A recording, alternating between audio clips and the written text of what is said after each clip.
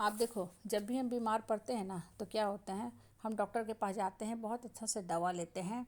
Doctor और वैद्य जो होता है, चिकित्सक जो होता है, हमारा डायग्नोसिस करता है और एज पर शरीर के रोग के हिसाब से दवा लिखता है। और कभी कभी दवा जो होती है कुछ दिन चल के बंद हो जाती है, कभी कभी जो डोज होते हैं वो भी बढ़ा दिए जाते हैं, और कभी कभी जो दवा होती है वो लंबे समय तक खाना पड़ता है। मतलब डॉक्टर जो होता है ना, हमारे शारीरिक बीमारी को दूर करता है, और कुछ समय के बाद डॉक्टर देख के अच्छे से समझ लेता है कि इस रोगी के ऊपर जो है दवा कितना फ़ायदा कर रहा है। उसके बाद डॉक्टर क्या बोल देता है, बिल्कुल आप चंगा हो गए हैं, स्वस्थ हो गए हैं, घर जाइए, बस खाते रहिए। मतलब डॉक्टर का इनडायरेक्ट वे में कहने का मतलब क्या होता है कि अगर आप दवा बंद भी कर दोगे तो कोई नुकसान नहीं होने वाला है, अपने संतुष्टि के लिए खाइए। अब आपको जितना ठीक होना था आप हो गए, दवा अब आपके ऊपर फ़ायदा नहीं करने वाला है। अब देखो, ये तो ही सुपरफिशियल ट्रीटमेंट, ऊपरी ट्रीटमेंट की बात जो डॉक्टर द्वारा किसी पेशेंट का किया जाता है। लेकिन अगर आपको परमानेंटली अपना इलाज कराना है, इलाज का मतलब यहाँ हम मानसिक इलाज की बात कर रहे हैं, शारीरिक इलाज तो डॉक्टर कर देता है, लेकिन जब तक आप मानसिक रूप से स्वस्थ नहीं होगे ना, आपका कोई भी रोग जो है ना हमेशा के लिए जड़ से ख़त्म होने वाला नहीं है। इसलिए हम प्रकृति के नज़दीक बैठते हैं। अब खासकर अब का जो मौसम हो गया, बड़ा सुहाना हो गया है, सुबह का मौसम बहुत ही शीतल हो गया है, बहुत ही प्यारा हो गया है। तो सुबह उठो, रजाई छोड़ो, ठीक है, जितना सुबह उठोगे मन उतना प्रसन्नचित रहेगा। और सबसे बड़ी बात, थोड़ा देर भी समय निकाल के प्रकृति के नज़दीक बैठो।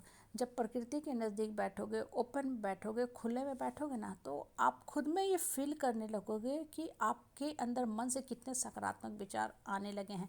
जो ये पेड़ पौधे के नज़दीक हम बैठते हैं ना, पक्षियों की चहचहाट सुनते हैं, हवा की जो हल्की सी हौली हौली हौली जो आवाज़ होती है वो हमारे कानों तक आती है। आप प्रकृति में अजीब टाइप का कभी शांति भी हम फील करते हैं ना, वो सारी चीज़ें क्या करती है ना, अंदर से आपको हील करने लगती है। मतलब आपके अंदर का जो दुख दर्द आपके मन में जकड़े पकड़े है ना बरसों से, जो किसी डायग्नोसिस से भी नहीं दिखता है। जो डायग्नोसिस हम कराते हैं ना, बहुत से मेडिकल इंस्ट्रूमेंट से डायग्नोसिस होते हैं, वो कहीं छुपी हुई शरीर के अंदर बैक्टीरिया वायरस है ना, वो पता करता है। आपके शरीर में कहीं ट्यूमर है, टीबी है, वो सब पता करके डॉक्टर इलाज करता है, आपको ऑपरेशन करता है, जो भी XYZ आपका ट्रीटमेंट करके आपको ठीक करने की कोशिश करता है। लेकिन जो मन के अंदर जो विकार चलते रहते हैं ना, कोई भी ऐसा मेडिकल इंस्ट्रूमेंट नहीं है कि स्कैन करके बता दे कि आपके दिमाग में ये जो थॉट्स चल रहा है, नकारात्मक थॉट्स चल रहा है, जो आप दुख दर्द बरसों से, पता नहीं कितने बरसों से, या कभी कभी तो पिछले जन्मों का भी हम दुख दर्द लेके आते हैं, यही आपको परेशान कर रहा है। तो इससे आप निकलने का कोशिश करो। और देखो, जब आप प्रकृति के नज़दीक बैठोगे ना, तो आपको ये खुद में फील होना होगा, धीरे धीरे आप फील करने लगोगे, महसूस करने लगोगे कि हाँ, वास्तव में प्रकृति में कुछ ऐसा चीज़ है जो मुझे ठीक कर रहा है। और सबसे बड़ी बात, प्रकृति में जब आप बैठोगे ना, तो कभी भी आपको अकेलापन का एहसास नहीं होगा। घर में रहते हैं, फंक्शन में रहते हैं, पार्टी शादी ब्याह हर जगह हम रहते हैं, भीड़ में रहते हैं, लेकिन फिर भी आपको क्या लगता है, घबराहट लगता है, बेचैनी लगता है। वहाँ आप कहते हो ना, जाने का मन नहीं करता, उस महफिल में हम फिट ही नहीं होते हैं, पता नहीं किस लेवल का लोग बात करते हैं, बड़ा ही बेचैनी लगने लगता है। लेकिन प्रकृति के नज़दीक बैठ के शायद ही कोई ऐसा आपको अजूबा या बिरला आदमी है वो बोले कि नहीं, हमको प्रकृति के नज़दीक पार्क में बैठ के, ओपन स्काई के नीचे बैठ के अच्छा फील नहीं हो रहा है। ऐसा कोई नहीं होगा, कोई इंसान ऐसा नहीं बोल सकता है, क्योंकि अदम में वो रियल में शक्ति है जो आपके डेड सोल को लिविंग सोल में कन्वर्ट कर देती है। डेड सोल मतलब अभी तक आपका मन जो था ना, बिल्कुल ही डेड होता जा रहा था, जीवन का जो जोश है, उमंग है, खुशी, वो सब गायब होते जा रही थी, या गायब हो चुकी थी। आप भूल ही गए थे कि जीवन क्या है। बहुत लोग ना जीवन की परिभाषा ही नहीं समझ पाते हैं। उनको क्या लगता है जीवन का मतलब है, अरे लोग आए हमसे अच्छा से बात करें, प्यार से बात करें, मान सम्मान दे, हमको पूछे, तब हम खुश रहेंगे, तब हम समझेंगे कि हाँ, वास्तव में हम भी एक अच्छा इंसान है, जो सरासर गलत है। अपनी पहचान पहले खुद बनाना सीखो, अपनी पहचान खुद बनाना सीखो, अपने आप में खुश रहना सीखो। तब देखोगे ना कि जब आप खुद में प्रफुल्लित हो, हैप्पी हो, हल्का फील कर रहे हो ना, लोग भी आपकी तरफ जुटना चाहेंगे। क्यों? क्योंकि जब इंसान हैप्पी रहता है ना, तो उसके मन से हैप्पी थॉट्स निकलने लगते हैं, वो बातें भी अच्छी करने लगता है।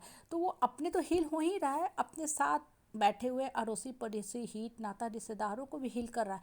तो अपने आप लोग उसकी तरफ जुटने लगते हैं। फिर उसको किसी सहारे की, नाम और पहचान की ज़रूरत नहीं है कि हम XYZ के XYZ हैं, कुछ भी नहीं।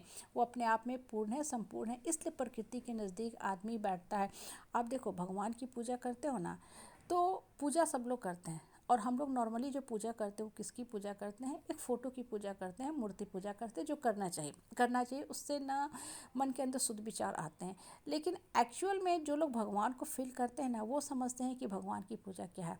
फिर देखो, भगवान भी जो होते हैं ना भावना होते हैं, और जो भगवान की भावना को समझता है उसके मन से ही अंदर से ना जो है भगवान बोलते हैं, आत्मा से आवाज़ आती है कि सब दुख का अंत हो जाएगा। और जो इंसान एक्चुअल में इस चीज़ को फील करता है ना, वही इंसान समझ भी सकता है। ये सब चीज़ें स्कैन करके फ़ोटो में लगा के कहीं भी नहीं दिखाया जा सकता है। तो प्रकृति के नज़दीक भी जो इंसान बैठता है ना, उसको अपने आप में संपूर्णता का एहसास होता है। और ये जो चीज़ें होती है ना, इसको कहीं भी फ़ोटो के तौर पे, कहीं भी स्कैनर ऐसा नहीं होता है कि इंसान उसको प्रदर्शित कर सके, उसको स्कैन करा के सबको दिखा सके कि देखो इतना देर प्रकृति के नज़दीक बैठोगे ना तो तुम्हारे मन के सारे जो दोष हैं विकार है वो दूर जाएंगे। नहीं, ये फील करने की चीज़ है। इसलिए रेगुलर हम प्रकृति के नज़दीक बैठते हैं। और सबसे बड़ी बात, आप प्रकृति के नीचे जब फूल पौधा पत्ती पेड़ पौधे होते हैं नज़दीक बैठते हो, खुले आकाश में पक्षियों को उड़ते देखते हो ना, तो आप गौर करना आपके मन में ना, चाहे कोई इंसान कितना भी दुख में क्यों ना हो, जब आप ऊपर की तरफ देखोगे उस समय आपके विचार भी अपलिफ्ट होने लगेंगे। आपके मन के अंदर से ना ऐसे विचार आने लगेंगे कि आपका मन कहने लगेगा कि क्यों तुम बेकार के लोगों के साथ उलझे हुए हो, बैठे हुए, इनका तो काम ही यही है, इनका तो काम ही ये इसी काम के लिए है। चिड़िया को तो देख के कम से कम सीखो। चिड़िया देखो आकाश में उड़ता है तो कभी भी नीचे गौर करता है कि नीचे बैठे लोग मेरे बारे में क्या सोच रहे हैं, नीचे कोई गुलेल लेके मुझे पत्थर से मार के गिराने वाला है, नीचे कुत्ता क्यों भौंक रहा है। चिड़िया कभी नहीं सोचता, वो उड़ता जाता है, उड़ता जाता है, अपने मंजिल की तरफ बढ़ता जाता है। तो आपका हमारा इसका उसका हर इंसान का अपना एक मंजिल है। चिड़िया जो है हमारी तुलना में कम चैतन्यशील प्राणी है, फिर भी वो अपने कर्म में लगी हुई है। तो आपका हमारा कर्तव्य नहीं है कि हम अपने कर्म पथ पे दौड़े भागे। इसलिए आकाश में उड़ने के बारे में सोचो, प्रकृति के नज़दीक बैठो। प्रकृति आपके सारे दुख का जो है, आपका जो है दुख है, मन के अंदर जो दर्द भरे हैं उसको सोख लेगी और आपके अंदर सकारात्मक शक्ति का संचार करेगी। इसलिए खुल के आकाश की तरफ देखो, उड़ने के बारे में सोचो, नेचर के नज़दीक जाओ, नेचर से जुड़ो।